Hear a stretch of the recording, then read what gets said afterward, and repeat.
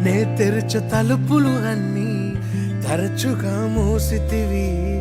కోపించి పగనుంచిన నవ్వుతూ చూసితివి.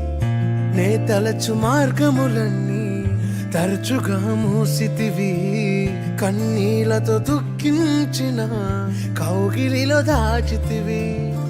మూయుటకు కారణం నీ మూర్ఖునికి తెలిసినదే. అడిగిన దానికంటే అధికమే పొంది తినే. మూయుటకు కారణం ఇప్పుడే తెలిసినదే. అడిగిన దానికంటే ఎక్కువే పొంది తినే. నా చిన్న చిన్న ఆశలన్నీ ఎరిగి